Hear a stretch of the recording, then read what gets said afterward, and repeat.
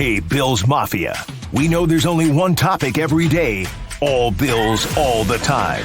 And now Matt Bovee and Sal Capaccio are going really deep, talking Bills all year long, because it's always game day in Buffalo.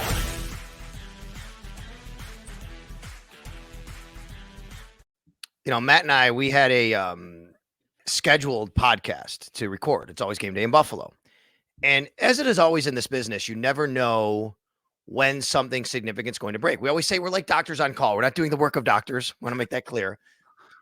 Usually it's just kind of like on-field related or, off the field with the organization. And this one was too, but in a different capacity. We learned on Thursday morning, our friend and colleague, legend, John Murphy, is stepping away from Bills play-by-play duties. So welcome into It's Always Game Day in Buffalo. Sal Capaccio, Matt Bovee. Matt, I wanted to start there. You're in the chair that he was in. You are the sports director at WKBW TV Channel 7 in Buffalo. I grew up watching John Murphy, as many people around Western New York and around the country did, as the Buffalo, sports director anchor at the ABC affiliate, the place that you hold. So I think you're a great person to kind of let insight into what he meant to Buffalo broadcasting to the Buffalo Bills at Channel 7.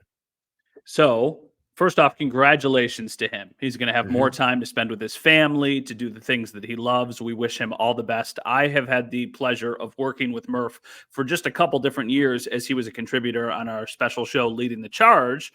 Now, that was before everything had happened, but he was great to work with. And getting a chance to work alongside him was just the coolest thing for me, because he was part of an era where TV and broadcasting in Buffalo was so big and meant so much to so many people. It was before social media. It was before the internet was big. If you wanted to know what was going on with the Buffalo Bills, the Buffalo Sabres, or anything else sports related, you were watching the local news. And a lot of times Murph would be the guy that was going to deliver that information to you. So here at Channel 7, I believe, I don't want to misspeak here, there have been 6 sports directors in the history of the station.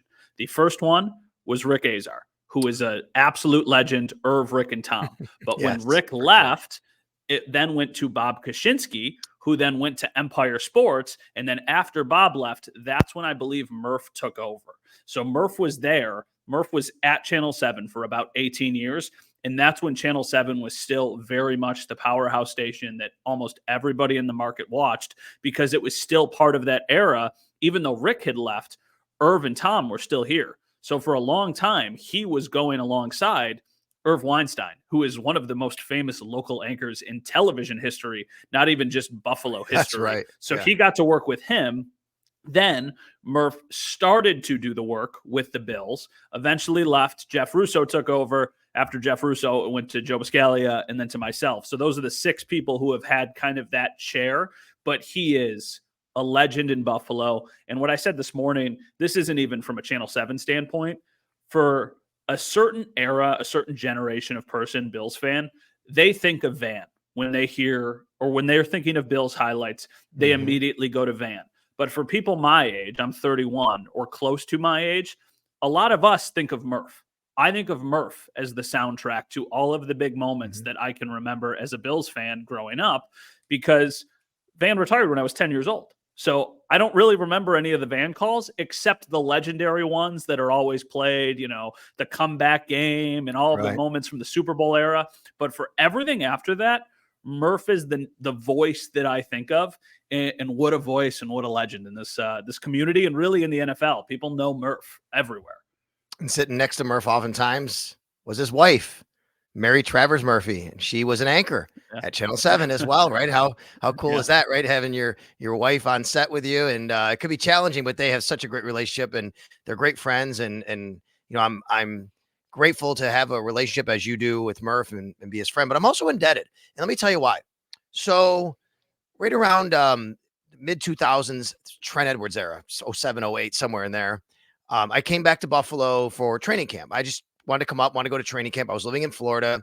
I wanted to restart my radio career. I was thinking about coming back to Buffalo, but wherever it would take me, I wanted to get back into radio, and I'd left for a little while. So I came to Buffalo. I go to training camp. I said, while I'm here, I'd really like to meet John Murphy. I didn't see him at camp. So Matt, John was at Channel 4 at the time, CBS affiliate, WIVB. And I, on a whim, just called Channel 4 and I said, hey, can I please speak to John Murphy, sports department? Sure. They put me through to his office, which is now where Josh Reed's office is, the same place. Murph picks up the phone. I said, hey, John Murphy, my name's Sal Capaccio. I went to Syracuse like you. I'm broadcasting down here in Florida. I want to get back into radio in Buffalo where I grew up. I'd love just to pick your brain if you could, if you have any time for me. Oh my God. Yeah. Come by the station. He's like, just come on by. So I literally drove down Wood Avenue, went to Channel 4, walk in there, and I just talked with Murph about life and about radio. It was really cool. And we struck up a relationship. We stayed in contact. Well, fast forward a couple years later, I actually do make the move back to Buffalo. And if you remember, a competing radio station had the Buffalo Bills rights, not WGR at the time in 2011. Well, I get back, I'm doing part-time work. I'm filling in. I'm substitute teaching just to make some money, part-time, make ends meet. WGR regains the radio rights to the Bills. Murph comes on. He's like, hey, that Sal guy, I met him. He's really, good guy. I want him to be a part of the broadcast. So he actually got me in the booth to do stats with him that first year in 2012, just by him saying, hey, and that relationship that we had.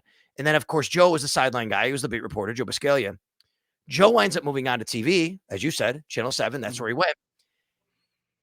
I don't think we were even going to have a sideline person for the first little while. Murph's like, no, I need a sideline guy. I need someone down there that really could be eyes and ears. And he recommended me.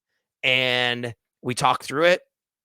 And I went down there, and I get chills thinking about it, because I am forever indebted for John Murphy really helping me be on an NFL sideline every Sunday and whatever night or day the Bills play now, because without that endorsement, without him and that relationship that we had, I don't know if it ever happens, Matt, to be quite honest. And that's the kind of guy he was, and that's the kind of guy he is. He's not, we're celebrating his career, not his life here, but that's the kind of person and professional he's always been. And I'll forever be indebted professionally to John Murphy.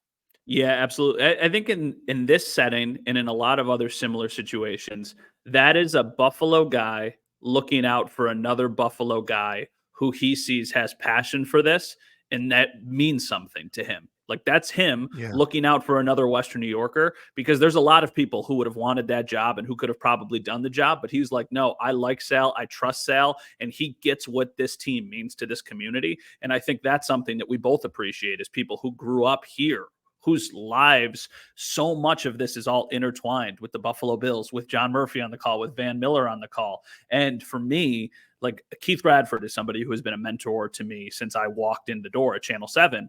And Keith was always very good friends with Murph from their time together at Channel 7. Yeah. And he connected me with Murph, and I got to meet him. And not the same situation as you, but just more of me being in awe of John Murphy than actually asking for advice. I'm like, oh my gosh, that was John Murphy. But the thing that I've thought about a couple different times today since the news has come out, and it's weird that this was the first thing that I thought of, but when my dad passed, Murph was there. And I remember thinking, like, what would my dad have said that John Murphy was at the funeral? I was like, he would have got a kick out of that. He thought that was really cool. I saw Murph there. That's right. I remember. And I just think that, like, Mary came by, and that's right. That's right. You just remember that stuff. And he's just such a selfless guy who has done so much for so many people in the community. Yeah. And we're all better because of him. And Buffalo sports are better because of him. And admittedly, I hate the idea of them potentially winning something and him not being on the call. But I know that this isn't goodbye. This is just a different role. And I hope that if that day ever comes, that he's still incorporated somehow, because I'm going to think of him. Like, I'm going to think of, if it ever happens, I'm going to think of my dad, and then I'm going to start going down the line, and he'll be one of the people that I think of. No doubt. And listen, for anybody listening right now, watching here, it's always Game Day in Buffalo, and saying, wait a minute, didn't Murph step away already? Chris Brown's been calling the games. We'll just catch you up here. John Murphy had a stroke the week, actually, that the DeMar Hamlin incident. That was the first before. Game. It was the day before. Yeah, it was the day before we traveled, so it was 2 days before it actually happened, I think. But either way, it was right around. It was that weekend. We get on the plane, and we find out Murph's not with us, and Chris is going to call the game. And that was the first game, and Chris got thrown into that situation, right? I mean, right away, bam, and that happens with DeMar. So Chris finished out the season, and because John's been doing rehab, Chris did all the games in 2023 as well. And, I don't know, that's way above me as far as exactly what's going on, but I'm assuming Chris will be calling the games in 2024, as far as I know. And he's done an amazing job. but Murph's still been around. He's been every time we do a game at home, he's in the radio broadcast booth. He comes in, he says hello, he talks with us. We've gotten to see him. You know what he said today when he was on WBEN? He said, "What the sad part about it is he's in the best shape of his life. He's gotten in shape after having the stroke, and he's lost like 70 pounds. He just can't talk the way a broadcaster and play-by-play person needs to talk." And that's from John's own words saying that. And, so obviously it's not something that he's wanted to do, to step away here. That time would come. But at this point, he's going to do it from that particular role, but he's going to be in a different role. And we'll see what that is. Going back, though, I will tell you, Murph wasn't just a TV guy who transitioned and did the games. He was also a host on radio. And he hosted on, I think, WBEN back in the day, the 80s. And he did a show, I think it was One-on-One Sports with John Murphy. He did a couple other ones. And there was Art Wander, there was John Murphy. And I will tell you, I remember one of the shows in 1987. I'm 14 years old. The Bills trade for Cornelius Bennett on Halloween night. They get Cornelius Bennett. They trade away Greg Bell. Eric Dickerson goes to the Colts. They trade 2 number ones and number 2. It was the story of the night in the NFL, or in sports. It was a story of the week in sports. And Murph, and this isn't to say old takes exposed, because this was a very polarizing topic, and a lot of people shared the same sentiment. But I remember Murph kind of going after, like saying, you can't give up that much for a linebacker. This is too much. And it was a big deal. And Murph took that side of it. And we've had talks since then. And he'll say now, obviously, I was wrong. Bennett was great. The Bills went to Super Bowls. But I remember that 1987, having that talk show and the connection with fans and debating that topic. Well, it was a different, like I kind of alluded to earlier, it was a different era, and that level of like local stardom as far as media personalities are concerned is not something that I think will ever be duplicated, just because at that time you were watching that show along with probably so many other people. But now there's so many different platforms that you can get your content. There's so many different places where you can watch. So what he was in Buffalo, like, even though I'm in the same job, it's night and day just how much that guy moved the meter in this market, in this community. He was a legend to so many people. And it's been really cool to get to know that guy, because he is just like anybody else. He's just like anybody who is listening to him, anybody who is watching to him. You could say, I mean, he's a good dude from Niagara County, from Lockport. Like, those are my kind of people, as somebody who's from Wheatfield, not that far away. So his dad was a politician in Lockport for Niagara County, right? I mean, and yeah. So I know that they have the name there, and I think they had a tire company or something. They did some maintenance, like things like that they owned. But also, he has a brother who has since passed, who actually ran the Buffalo Niagara, the convention center downtown.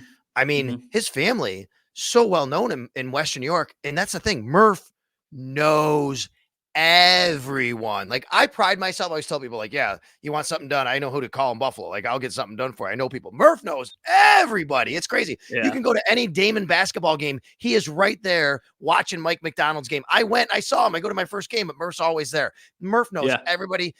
His best friend is John Beeline. That's what I was going to say. It's incredible, right? Yeah, I was going to say, it's so crazy because like when I got to Channel 7, we did segments with Mike McDonald, who at that point had already been a Damon, and their entire friend group is not their entire friend group, but it's Murph, it was his brother, it was Beeline. And I'm like, wait, like the head coach at Michigan who's playing in a national championship? They're like, oh yeah, they're all best friends with each other. They've all known each other for years and years and years. Jack Armstrong, I think, is also kind of another layer of that group, like another branch outside the group. So Murph has told me the story, by the way. Murph has told me the story before. He said this. Him and John Beeline went to the first ever game at the current Highmark Stadium in 1973 preseason. He said, Sal, we got there a little late. We were walking in as the opening kickoff was getting returned for a touchdown against the Bills in the opening preseason game. Do you know the hometown of John Beeline? I do. They both went to DeSales. Newfane. This is no. So okay. Sort of. This is a little bit of a Niagara County trivia question. I thought I'd take a stab at it. I at least hope I was close. He is from Burt, New York, which is a hamlet of It's a hamlet of Newfane, but this is the Burt, New York Wikipedia page. Burt is a hamlet of the town of Newfane in Niagara County. It is the hometown of former University of Michigan men's basketball coach and former Cleveland Cavaliers head coach John Beilein. So like we went and did a story the year that he took Michigan to the to the finals. They went to the finals and they lost. I forgot who they lost to, but we went and did a story at his house. There are something like 70 or 80 Beileins now in Niagara County, just of all the different, because he was one of several siblings. And Murph, I believe, was at that game with McDonald's rooting on their old pal. So it's typical Western New York, but it's cool because I think of my group of friends who I grew up with. And, I hope that we stay with each other and connected to each other for our entire lives, like him and his friend group have. No doubt about it. And just on a professional note, I'll say, working with Murph, being on the sidelines, being in that role, there's never been a moment in 11 years working with him where he made me feel like my job didn't matter. In fact, just the opposite. It's very important in my role to, if I see something, I call upstairs and on my mic and say what's going on. Never once in 11 years, Matt. This is how amazing Murph is and how he operates. Never once in 11 years did I say I have something to share down here that he say we're not going to talk about that or get to it. And if it was important enough for me to say that I have something on the sidelines, it was important enough for Murph to put on the broadcast. And that meant a lot. And that's what John Murphy is as a colleague, a professional, and a friend. When we asked Murph to do our show, my favorite Murph story is when we asked him to do the show, I had known him just through like, hey, that's John Murphy. But I think that he just may have known who I was, but didn't know much about me. And I called him and he was like, hey, I like to do these in person. You want to meet at Taffy's in an hour? So we went to Taffy's and had like a milkshake and a hot dog. And he was just like, so why do you think I'd be good for it? And I was like, I don't know, because you're John Murphy. That's probably good reason, right? And he was like, well, like what is your vision? What are you planning? And I was like, hey, listen, it's going to be 3 generations of sports directors. It's going to be you. It's going to be Joe Biscaglia. It's going to be myself. And, he was great for the years that we got to work with him. And I know we've got a lot of stuff planned at Channel 7 today because Good. He is such a big part of our story and really the glory years of this station where there wasn't another station in town that was as popular as Channel 7 was from those like 70s to early 2000s. No doubt. We'll have a lot more, and I'm sure you're going to hear a lot more and see a lot more about John Murphy in the coming months, training camp, and the season. I missed being with Murph on the road last year for sure. And those games he didn't do. Going to be missing him on the road again coming up. The Bills have a very interesting road schedule. The schedule release is coming out next week. It's always game day in Buffalo. Sal Capaccio, Matt Bove. We thought we'd have a schedule release on Thursday the 9th, which is when we're actually talking here. We thought we'd be talking about the schedule release, and that's not going to happen. It's going to be Wednesday, May 15th. We'll probably get some leaks out before then and, know some games leading up to then. Do you get the feeling that the reason why there was delay is because what Mike North told us on the pod we did with him, which was they kind of couldn't figure out where to put the Christmas games. There were certain networks kind of vying for them. Do you think that could have been a reason? I think it could have potentially been a reason. I've seen a couple people that are in the industry report that was one of the hiccups. Now, I don't remember exactly who reported it, so I apologize, and I don't want to misquote them or anything, but it feels like there has been kind of a narrative out there that the Christmas game was a little bit of a bigger hurdle than they anticipated. I also saw something from Boomer Esiason. Did you see this about Netflix potentially throwing their hat in the ring for the Christmas games? I don't know if that's in the short. I did, but I mean, I think we would have had something on that already if that was the case. But I did see this, yes. Mm-hmm. I wonder if that's something in the future, not necessarily something that's going to happen immediately, but I do think that certainly played a factor. I'm surprised that we don't have the schedule now, but I also think it became pretty clear earlier in the week when it probably got to Tuesday and we didn't know yet that this was going to take another week, because this is something, everything that the NFL does is strategic. They want to probably announce games for 2 or 3 days before the schedule is officially released on all of their partners' morning shows, because those get massive numbers. And then it's a little bit of a carrot for everybody of like, hey, look, we're going to tell you the first Sunday night game. We're going to tell you the first Thursday night game. We're going to tell you the first Monday night game. And, you'll have somebody on Good Morning America doing it. You'll have somebody on the Today Show doing it. So I would anticipate we have that early next week. And just because of the place the Bills are in the league right now, I'm fully expecting that we find out at least a game before the full schedule is released. Like, we'll find out on social media I agree. and just from different people a lot of it before it actually happens. But I think we'll know an official announcement for at least a Bills game before Thursday or Wednesday at 8:00. Excuse me. And just a word to the wise: don't fall for fake schedule releases, everyone. It happens every year around this time. I got the schedule, the whole schedule, and it's just people looking for engagement. There's always these random X accounts that show up right around that time. I got the schedule release. Yeah, there are some people who know. Follow the beat reporters. Follow the beat reporters for all the different markets. That includes TV, radio, whatever. Those reporters, those are the people who find out certain things because they work maybe in the broadcast industry with like Matt does at ABC, and maybe they find out there's a game going on there. Oh yeah, we can say, okay, now this is happening here, but follow them. The other part of this is, all right, so I was coming back from Florida, and that's when it kind of found out that the schedule release was getting delayed a week. So it was just really an off the cuff kind of tweet, which I said, well, I guess another week of making mock schedules. And it was more of just kind of a tongue in cheek comment. And I had like 3 or 4 people come at me and go, who would do something like that? That is such a waste of time. How stupid is that? A mock schedule. I'll have you know, Matt and I, this is what we're going to do now. Because of all of you say that, Matt and I are going to do a mock schedule next week. How about that? We'll do a dueling mock schedules like we did last year to see who has a better one. Did neither of us last year predicted Jets Monday Night Football to start the season, but we did get a couple games right. So I think this year, also, before we do a mock schedule, I think I had Bills Jets Sunday Night Football to start the year, but it was Monday. Is there a chance they do this again? Is there a chance that they do the exact same opener for 2 years in a row? No, I don't think so. You don't. See, here's my thing, okay? I think that there's a chance the Bills could play the Jets, and I think there's a chance that it could be the same thing. I think the Jets will once again start in New York because of everything that happened last year. I think you almost need to throw that fan base a bone a little bit and not start him on the road. I couldn't see Aaron Rodgers starting his second season with the Jets on the road against the Patriots or on the road against the Dolphins. I think they'll put him in New York for another week 1 game. I just do. I don't. That's a gut feeling. Yeah. I could see that. I do not think it's going to be prime time against the Bills. Could be prime time. Could be New York prime time. I would could totally see that for sure. I'm looking back on another note though. The Bills, speaking of prime time, okay, give me one game out of the 17 on their schedule. What's the one game you're most sure of will be on prime time? Oh, that's a really good question. Because I have one. I don't think it's easy and obvious to say the Chiefs. I don't think it's easy and obvious to say the 49ers because I could see those being 425 standalone CBS or Fox games. I think they'll definitely get a divisional game in primetime. I just don't know which one. This might be a surprise. I think the Ravens will be a primetime game. Oh, okay. I like that. Remember a couple of years ago, they were both very good, and it was a Sunday afternoon game. Yeah, it was a week 4. It was week 4. It was week 4. That's right.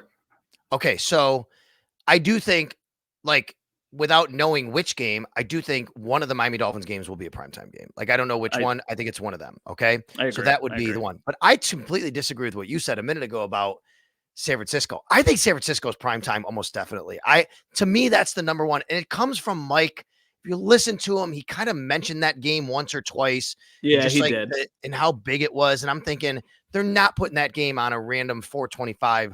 That's a primetime game in Buffalo. They played primetime in San Fran, which became Arizona during COVID year, if you remember, as well. And that was just a few years ago. And then I had Cam Inman, who covers the 49ers on the radio show on WGR. And we were kind of talking about this, and he texted me after, and he said, he can't envision the 49ers going to Buffalo. Can't on Thanksgiving because they played at Seattle last Thanksgiving. He said, how about the season opener in Buffalo? The 49ers have opened on the road 5 of the last 6 years. I said, I don't think it could be the season opener. It would have to be a night game for me. He goes, how about week 2 Sunday night? Here's what he said. 49ers have back-to-back, have the Dolphins on the schedule, and they actually like to request back-to-back East Coast games. And he's thinking maybe they go to the Dolphins week 1, week 2, they're in Buffalo on a prime time. That's his thought, basically. That would be a great thought. I think Bills fans, now here's the interesting layer to this. Would you then definitely think the Bills start the season on the road because would they really have back-to-back home games with only 8 as opposed to 9, Yeah, and that's a good question. have 6 home games left with 9 on the road? So if that was the case, then I would imagine the Bills would start on the road, and their road schedule is a bear. So Yeah, if it you were is. going to have the 49ers come to town in week 2, you better get a little bit. There's not many cupcakes. Like, there's not many games who you would say, oh yeah, like that would Right. be fun. I would think if that's the case, you want Bills at Patriots week 1 or something, because that might be the Yeah. air quotes easiest game that you get on the road. Or do you really want to go to Houston and then come home and play the 49ers? Do you really want to go to Baltimore? Do you really want to go to the Jets or the Dolphins? Like, there's not that many other Seattle. You're not going to go to Seattle and then come back and play the 49ers. I wonder if the Bills will request Seattle, LA back to back. They have the long West Coast trip there. I mean, they've done that before in the past, but not under Sean McDermott. It'll be interesting. All right, so we'll have a lot more on the schedule coming up the next time we talk. That's leading up. We'll do mock schedules, but I do think that 49ers game will be prime time. We'll kind of predict what's going to happen week 1 the next time we talk about the schedule. In the meantime, the next time when you do hear this, you may have already seen and heard and watched all the video coming out of the Bills rookies at rookie minicamp. That starts on Friday, May 10th. And they're going to have it all weekend. It's the first chance to see Keon Coleman, Cole Bishop, and all the other Bills rookies and first-year players select others in a Bills uniform for the first time. How much are you looking forward to maybe even talking with Keon Coleman as much as you are watching him in a Bills uniform? I think the talking is probably more interesting to me than the actually seeing him out on the football field. I think it's always cool. It's a big day for everybody who covers the team because it's your first look at most of these guys. It's a chance to really load up on video of these guys, because anytime that you talk about them from now until training camp, this is what you're going to have to revert back to. I think about all of the memories of former rookie mini camps with the big time guys like Josh Allen, like Tremaine Edmonds. Like, those years were crazy. This one is going to be a little bit more calm, because remember, even though Keon Coleman was the first pick of the second round, it wasn't a first round pick. So right. I know that he's got the kind of hype and the buzz of most of the other first round picks, but second round picks don't normally command when he's out on the field tomorrow. Earlier in the week, we saw a bunch of video of Xavier Worthy running around the Chiefs and people posting it on social media. There's not going to be that national buzz that there is. This is going to be much more, hey, if you're a Bills fan, you probably care what they say, what it looks like with them out on the field. But, I don't think we're going to see the video of Keon Coleman. But at the same time, I didn't think the video of him talking about going to Macy's was going to get like 50 million views either. So here we are. At the time that we sit here, the Bills have not announced their UDFA signings. A lot of times that happens right before, minicamp starts, right? And I'm sure probably they're going happen today, probably. Yeah, Thursday, right? That's the time we talk, either today or tomorrow morning, right before we get out to the stadium, obviously, for rookie minicamp. But there's always going to be a guy there, that you kind of latch onto and you see. And I think fans are going to be very interested in seeing Frank Gore Jr. We've talked so much about the draft picks. Frank Gore Jr. is going to be a Buffalo Bill, and I think that's going to be cool. Yeah, and I think he also plays a position that it's easy for fans to follow and root for. Those skill positions are so much easier to, let's say, for example, you're a fan and you go to training camp. You notice the wide receivers, the quarterbacks, the running backs, the skill positions a lot more than you notice what the other guys are doing. And that's just from a simply like, hey, they're doing 7-on-7s. They're doing 11-on-11s. Like, the backup defensive linemen are on another field completely, or the backup safeties are working with the special teams units and stuff.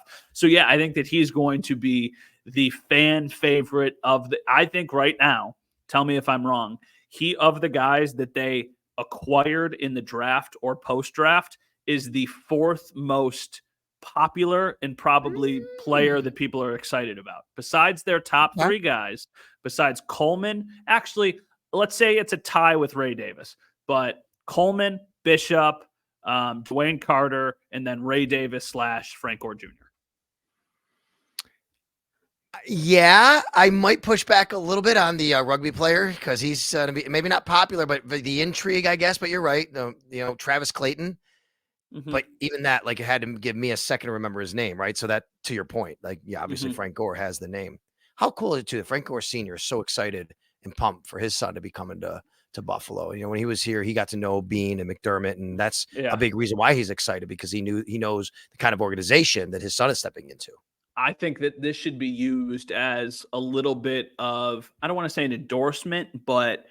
clearly he was impressed with what he saw in his solo year here, that Yep. he would give the advice to his son, because a lot of teams, I'm sure, were trying to sign Frank Gore Jr. as an undrafted free agent. He probably had options, but I'm sure his dad said, "Hey, I really enjoyed my time in Buffalo.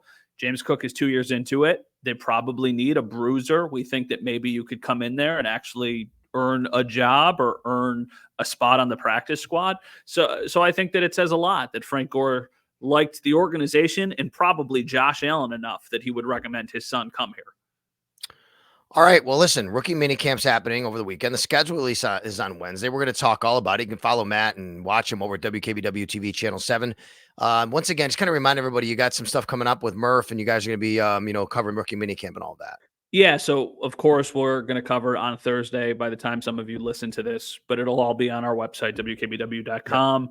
And then after that, rookie minicamp starts this week. A busy weekend, busy couple weeks for sports. Just when you think things are going to die down, it starts to pick up. So the Amerks are playing in Game 5 of their playoff series against the Syracuse Crunch Friday night. And then next week, the Bandits begin the first 2 games of the NL Finals on the road at Albany and then back home in Buffalo. The schedule release. So just like that, it's going to basically be the end of May. Then things quiet down for a month or so, and then it's time for training camp. Yeah, I mean, you're telling me. I mean, I am the head coach of both my son's actual Little League house team and his 10U travel baseball team, and that has started this week. The North Buffalo Shoshone A's with a big victory, 10-2 over Detroit to start the season last night, and now we get after it in the travel season. So we're going to be very busy. Yeah, thank you. We're going to be very busy chasing things around. A little golf, it's going to be happening this summer, but it never stops with Buffalo Bills talk. That's why it's always game day in Buffalo. Our producer today is Jake Galley, so we really appreciate him jumping on and helping us out today and getting us this episode out to you. You can catch us wherever you pod on audio or, of course, on the Sal Sports YouTube channel. We'll talk to you next time. The schedule release comes out Wednesday night, May 15th. We'll talk a lot about it on the next episode of It's Always Game Day in Buffalo.